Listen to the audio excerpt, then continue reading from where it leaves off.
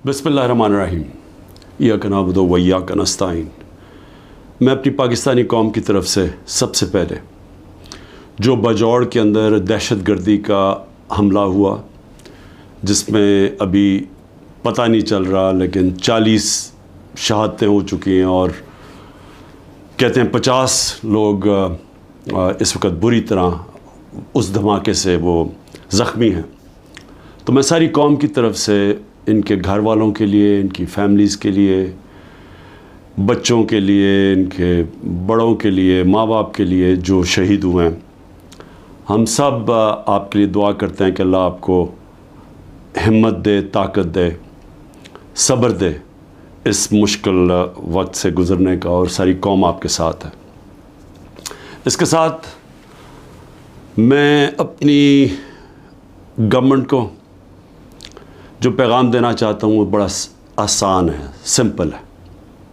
पैगाम ये है कि जब सारी आपकी resources, intelligence agencies, security forces, उनका सिर्फ़ एक ही मकसद हो कि मुल्क की सबसे बड़ी जमात, उसको किसी ना किसी तरह ख़त्म किया जाए, हर किस्म के उनके ऊपर केसेस किए जाएं, उनको जेलों में डाला जाए, उनके घरों के ऊपर हमले किए जाएं, उनके लिए उनके रिश्तेदारों का पता चलवाओ, उनकी बिजनेसेस बंद करो और किसी ना किसी तरह इनको ख़त्म करो।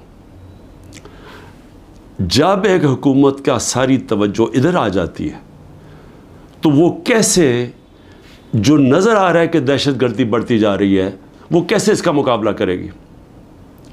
देखिए, हमें एक अल्लाह ने सुनहरी मौका दिया था जब अफ़गान गवर्नमेंट गिरी और जो नई हुकूमत तालिबान की आई, तो हमारे पास एक सुनहरी मौका था कि हम इस दहशत गर्दी के ऊपर पूरी तरह काबू पा जाए। क्योंकि हमारा सबसे बड़ा क्या था कि जी, गनी हुकूमत के दौरान 3 डिफरेंट दहशत गर्द ग्रुप्स पाकिस्तान में वारदात करते थे। एक था दाइश या आईसिल, दूसरी टीटीपी, और तीसरा था जो बलोच के लिबरेशन BLA। तो हम उनसे बड़ी कोशिश करते थे लेकिन कोई हमारी मदद नहीं करते थे।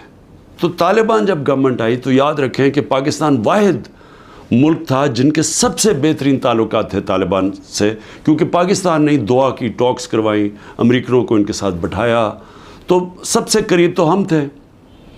तो असूलन तो हमें सीधी तौर उसका फ़ायदा उठाना चाहिए था, और ये जो ट्रांजिशन थी जिसमें वो हमारी मदद करने के लिए तैयार थे कि जो TTP को यहाँ सेटल करना था उसमें हम पूरी तरह तवज्जो देते, उनका बंदोबस्त करते कि जब वो यहाँ आना था उस मसले को वहाँ हल करते, और अफ़गान गवर्नमेंट पूरी तैयार थी मदद करने के लिए।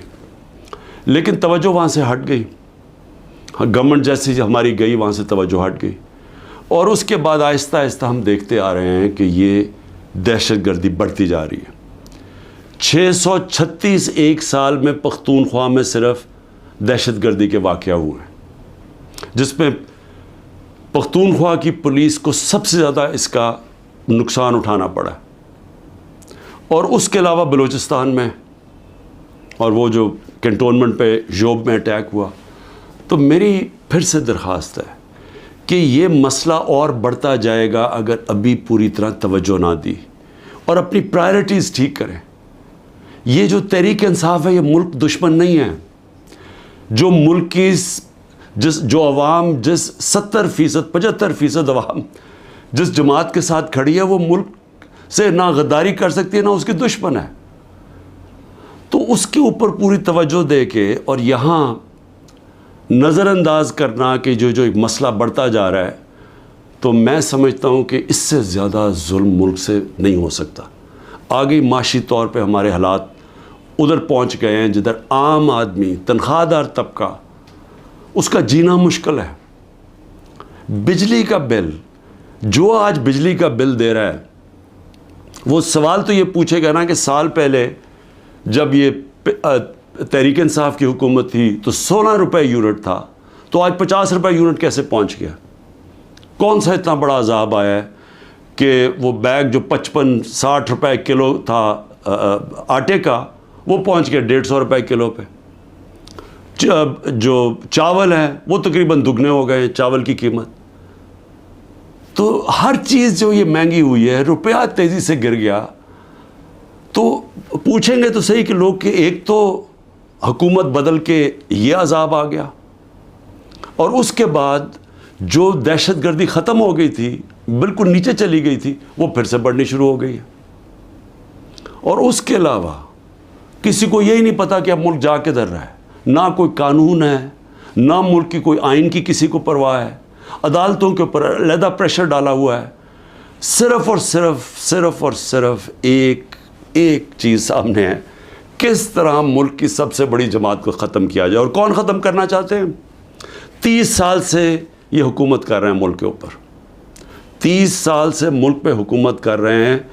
ایک دوسرے کو جو کہتے تھے کرپٹ ہیں, چور ہیں, منی لانڈرز ہیں, دونوں کو کہتے تھے ایک دوسرے کو. ایک دوسرے کے خلاف کیسز بنائے, کیسز ثابت بھی ہوئے, ملک سے باہر بھی بھاگ جاتے تھے. اور وہ آج اکٹھے مل کے کوششیں کر رہے ہیں کہ اسٹیبلشمنٹ کے کندھے پہ چڑھ کے کیسے ملک کی سب سے بڑی جماعت کو ختم کریں.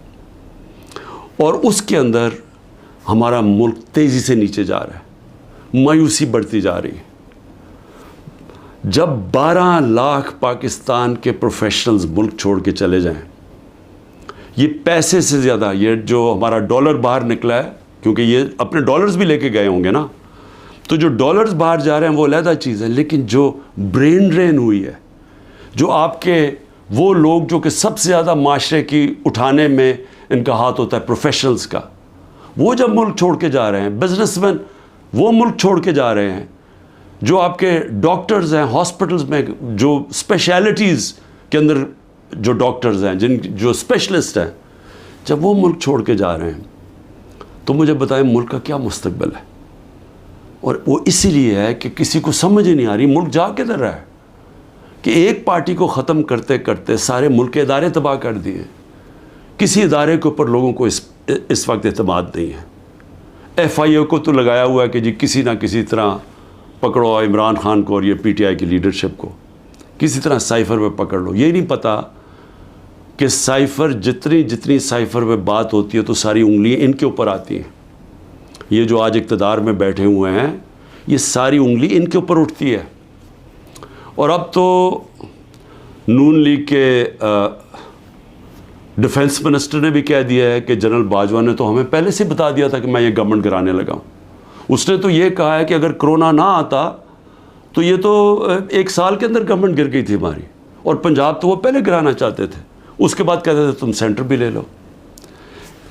یہ نہیں کہ اس نے ڈیفنس منسٹر نے یہ جو بات کی ہے, ہمیں تو یہ پتہ ہی تھا کہ یہ ہو کیا رہا ہے, سازش ہوئی ہے. میں تو کہتا جا رہا تھا, اور سازش ڈیلے ہو گئی. 2 سال اگر کرونا کے نہ آتے تو اس کے وہ بھی کہتا ہے کہ گورنمنٹ پہلے چلی جانی تھی. تو ہمیں تو یہ پتہ تھا کہ سازش ہوئی ہے. لیکن یہ بھی ایک اور سوال اب اٹھتا ہے کہ کیسے کوئی آدمی جو گریڈ 22 کا ایک آفیسر ہے, کیسے وہ کس فورم پہ فیصلہ کرتا ہے کہ کون سی حکومت رہنی چاہیے, کون سی جانی چاہیے. کیا بند کمرے میں اتنا بڑا فیصلہ ہونا چاہیے جس کی اتنی بڑی قیمت قوم ادا کر رہی ہے.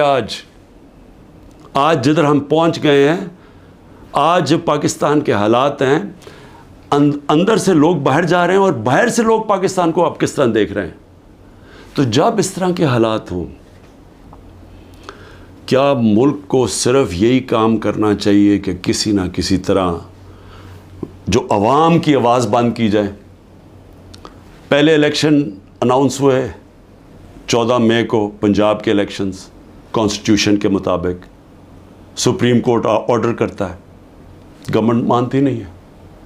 اسی وقت مجھے ویسے افسوس سے کہنا پڑتا ہے کہ سپریم کورٹ کو اس وقت اپنی ریٹ قائم کرنی چاہیے تھی. ہمیں افسوس ہے کہ انہوں نے اس حکومت کو آئین کو توڑنے کی اجازت دے دی. جب آپ نے ان کو کوئی ایکشن ہی نہیں لیا تو اس کا مطلب گورنمنٹ اور تو چوڑی ہو گئی. اب تو کھل کے کہہ رہی ہے کہ اگر سپریم کورٹ فیصلہ بھی کرتا ہے ملٹری کورٹس پہ ہم مانیں گے نہیں, کیونکہ اب تو ان کے لیے تو پاکستان اب جو طاقتور بیٹھا ہوا ہے وہ فیصلہ کرے گا آئین کا کون سی شق ماننی ہے کون سی نہیں ماننی. تو میں صرف اس کا یہ آگے بڑھنے سے پہلے یہ جو جنرل باجوہ کی باتیں اب سامنے آ رہی ہیں، کئی ایسی باتیں ہیں جو میں اس لیے نہیں کرتا، میں اپنے اداروں کو نقصان نہیں پہنچانا چاہتا، لیکن جو یہ جس طرح انہوں نے ایک سازش کر کے گورنمنٹ گرائی اور کیسے وہ ملے ہوئے تھے دوسروں کے ساتھ، یہ جو پی ڈی ایم کے لوگوں کے ساتھ کیسے ان کے رابطے تھے، اور کیسے انہوں نے جو سب سے بڑا ظلم کیا کہ احتساب کا عمل ختم کیا. احتساب یاد رکھیں کہ جو کرپشن کیسز تھے، میں بار بار کہتا ہوں 95% ہمارے پہلے کے کرپشن کیسز آ رہے تھے، ہمیں وراثت میں ملے تھے، ہم نے نہیں بنائے تھے. میرے اوپر تو آج 200 کیسز تقریباً ہو چکے ہیں چند مہینے کے اندر. ان کے اوپر 2 3 کیسز تھے اور وہ سارے پرانے بنے ہوئے تھے، 95% پرانے کیسز تھے. ہمیں تو وہ جو احتساب کا عمل تھا وہ بھی جنرل باجوہ نے اس لیے نہیں چلنے دیا کیونکہ ان کی پہلے سے ان سے ڈیل چل رہی تھی، بات چیت چل رہی تھی. لیکن ملک کو آج کتنا نقصان ہوا، وہ کون سا فورم ہے جس کے اندر یہ جائزہ لیا جائے گا کہ ایک کس طرح کے فیصلے نے اس عوام کو کتنا نقصان پہنچایا. میں دوسری بات جو کرنا چاہتا ہوں وہ یہ کہ دیکھیں، مجھے جو سب سے بڑا مجھے خوشی تھی وہ یہ کہ تحریک انصاف پہلی جماعت تھی جس نے خواتین کو پالیٹکس میں لے کے آئے، یعنی انہوں نے شرکت کی پاکستان کی سیاست کے اندر. مجھے فخر اس لیے ہے کہ یہ جو پاکستان موومنٹ تھی اس میں میری والدہ بتاتی ہیں کہ عورتیں کتنی شرکت کرتی تھیں اس پاکستان موومنٹ کے اندر. تو یہ پہلی دفعہ اس طرح عورتوں نے اتنی تعداد میں شرکت کی. ہم جو بائی الیکشنز جیتے، یاد رکھیں کہ جو ہم بائی الیکشنز جیتے ہیں 37 میں سے 30 بائی الیکشن ہم جیتے ہیں، اس میں عورتوں کا بہت بڑا ٹرن آؤٹ تھا. یہاں الیکشن کمیشن کو مصیبت پڑی ہوتی ہے کہ اگر اتنی عورتیں نہ پولنگ اسٹیشن پر نکلی تو ہم الیکشن کینسل کر دیں گے. یہاں ریکارڈ ٹرن آؤٹ ہوا عورتوں کا جس سے ہم نے بائی الیکشن جیتے. لیکن جو اس حکومت نے کیا ہے عورتوں کے ساتھ جو کیا ہے، پہلے تو یہ چھوڑے نا کہ ہمارا دین کیا کہتا ہے کہ کیسے کیا رویہ ہمارا ہونا چاہیے اسلام میں عورتوں کے ساتھ. اس کے بعد ہمارا جو کلچر ہے، میں بار بار لوگوں کو بتاتا ہوں کہ میں جب پہلی دفعہ باہر گیا پاکستان سے تو میں حیران ہو گیا. اس طرح کی عورتوں کی عزت باہر نہیں ہے، مغربی معاشرے میں نہیں ہے جو کہ ہمارے معاشروں میں ہے. اور جس طرح عورتوں کو سڑکوں پہ گھسیٹا، جس طرح ان کو جیلوں میں ڈالا، جس طرح ابھی تک جس طرح عورتوں کو جیلوں میں رکھا ہوا ہے، اور میں یعنی حیران ہوں کہ کیا ڈاکٹر یاسمین کسی جلانے گھرانے یہ بلڈنگ جلانے میں تھی ملوث؟ کیا عالیہ حمزہ تھی؟ کیا طیبہ تھی؟ کیا صنم تھی؟ کیا ختیجہ؟ انہوں نے کوئی بلڈنگ جلائی ہے؟ ان کو اتنی بڑی سزا کہ 80 دن سے یہ جیلوں میں ہیں. اور بھی عورتیں ہیں، کوئی جیو فینسنگ میں کوئی عورت مل گئی اس کو پکڑی جیلوں میں ڈال دیا، اور ان کے بچے ہیں اور اس کے باوجود ان کو جیلوں میں رکھا ہوا. یہ کون سے معاشرے میں ہوتا ہے؟ اور یہ پرامن احتجاج تھا. پرامن احتجاج آئین ہمیں حق دیتا ہے. یہ پاکستان کا قانون نہیں توڑا تھا کسی نے. جو لوگوں نے جا کے کور کمانڈر ہاؤس جلایا تھا اس کے اوپر پوری تفتیش ہونی چاہیے اور سزا ملنی چاہیے، لیکن ان کو بھی تفتیش کریں. وہاں کوئی CCTV کیمرہ لگے تھے، سیف سٹی کے کیمراز تھے، پتہ تو چلے کہ کیا ہوا ہے. ہمیں پتہ ہے کہ عسکری ٹاورز کس نے جلائے ہیں، ہمارے پاس ایویڈنس ہے. ریڈیو پاکستان کی ایویڈنس مل رہی ہے کہ پشاور کس نے جلایا ہے. تو ایک ون سائیڈڈ ویو دے کے تو ساروں کو ہی اوپر ایکشن لے لیا جس میں عورتیں جیلوں میں ڈال دیے. اور عورتوں کا ان کے جو باہر عورتیں ان سے کیا ہو رہی ہیں وہ چھپی ہوئی ہیں. ہماری جو تنظیم کی عورتیں تھیں ان کے گھروں کے اوپر اٹیکس، کئیوں کے خامد کو پکڑ کے لے گئے، کئیوں کی بزنسز بند کر دی، جو خامدوں کی ہسبینڈز کی بزنس بند کر دی.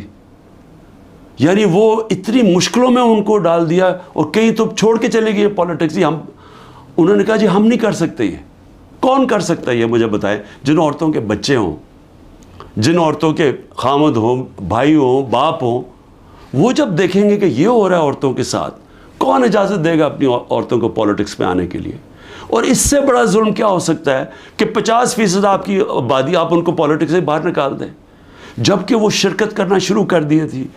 ایک سیاسی شعور پیدا ہو گیا تھا جس میں عورتیں کیا، بچے، نوجوان، بوڑھے، لیکن جو عورتوں کی شرکت تھی، مجھے ایسے لگتا ہے کہ یہ پلان کے تحت، یہ پلان کر کے عورتوں کو سیاست سے باہر کیا جا رہا ہے۔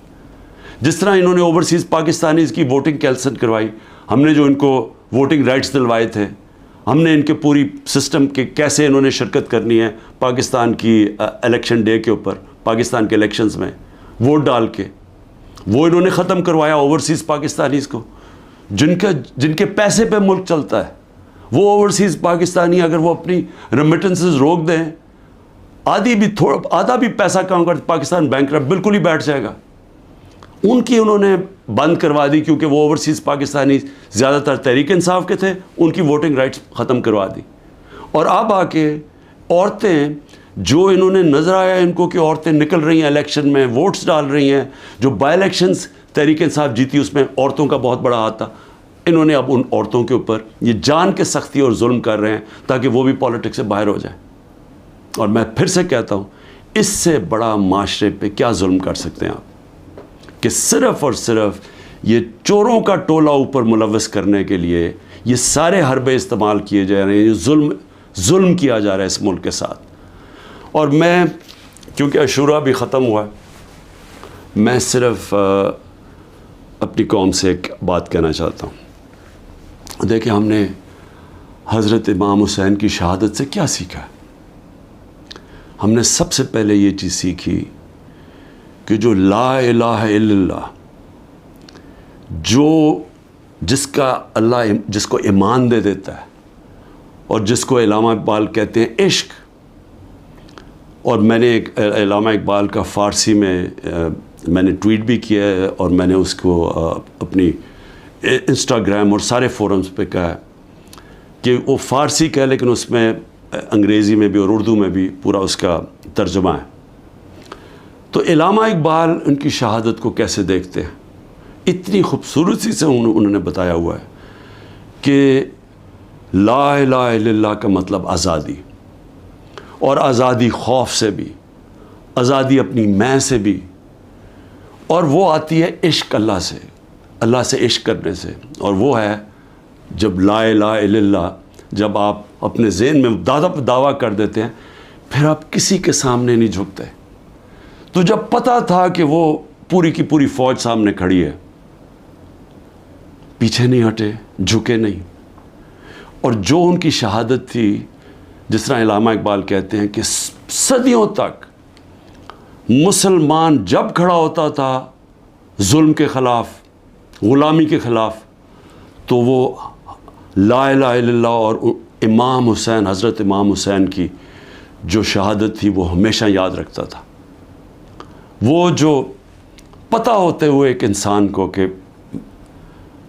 ہم جیت نہیں سکتے، یعنی کوئی میری موت ہے، میں یہ جو اب کھڑا ہوں اسٹینڈ کے اوپر تو میں زندہ نہیں رہوں گا، اس کے باوجود وہ عشق کتنا ہوتا ہے اوپر والے کے ساتھ کہ وہ کہتا ہے کہ میں یہ کوئی نہ سمجھے کہ میں خوف کے بت کی وجہ سے کسی کے سامنے جھک گیا ہوں۔ اور یہ ہوتا ہے کہ جو انہوں نے بیج بو دیے کہ ہمیشہ مسلمان دنیا میں ظلم کے سامنے جب لوگ کھڑے ہوتے ہیں تو ان کو یاد آتا ہے وہ اس قربانی کا۔ اور یہ بھی یاد رکھیں کہ یزید نے کیسے یہ ظلم ہونے دیا تھا، وہ کیوں کامیاب ہوا، کیونکہ کوفہ کے لوگ اتنے خوف زدہ تھے۔ اس نے اپنا گورنر، ظالم گورنر کو رکھا تھا وہاں، اس کے ظلم کی وجہ سے وہ اتنے سہمے ہوئے تھے، وہ اتنے ڈر گئے تھے یزید کے ظلم سے کہ وہ نکلے نہیں۔ انہوں نے اتنا بڑا ثانیہ اسلام کی تاریخ میں ہونے دیا، اور وہ ساری زندگی پچھتاتے رہے۔ تو آج میرے پاکستانیوں یہ یاد رکھیں، یہ جو ظلم کیا جا رہا ہے، آپ کے اوپر خوف ڈالا جا رہا ہے کہ یہ جی وہ جیل میں پکڑ لیں گے، وہ گھر توڑ دیں گے، وہ یہ کر دیں گے، وہ مار دیں گے، وہ وہ ویگو ڈالا آ جائے گا. آپ اس سے اپنے آپ کو آزاد کریں. یہ جس وقت آپ نے یہ فیصلہ کیا کہ ہم رائے حق کے اوپر کھڑے ہیں, ہم ظلم کے سامنے نہیں جھکتے, ہم اپنی آزادی لے لیں گے. ہم یہ چھوٹا سا طبقہ جو ٹولہ اوپر بیٹھ کے سارے ملک کے وسائل کے اوپر بھی قابو کر کے بیٹھا ہے, چوری یہ کرتا ہے, ملک پیسہ باہر بھیج دیتا ہے, احتساب جو عام لوگوں کے لیے چھوٹی چھوٹی چوریوں میں لوگوں کو جیلوں میں بھرا ہوا ہے, اور جنہوں نے نہیں بھی چوری کی طاقتور کے سامنے وہ آتا ہے اس کو جیلوں میں ڈال دیتے ہیں.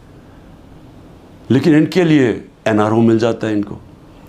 اگر ان کے ظلم کے خوف کی وجہ سے ہم ڈر جائیں گے تو ہمارے سامنے بدترین قسم کی غلامی ہے.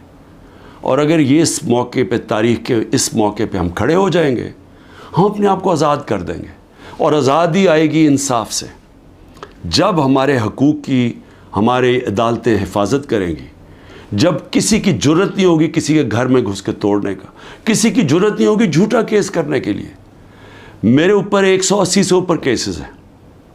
میں پچھلے 2 مہینے میں تقریباً 350 مختلف کیسز کے اندر عدالتوں میں جا چکا ہوں. ایک دن میں 19 کیسز کا میں نے سامنا کیا, اور میں یہ کرتا جاؤں گا.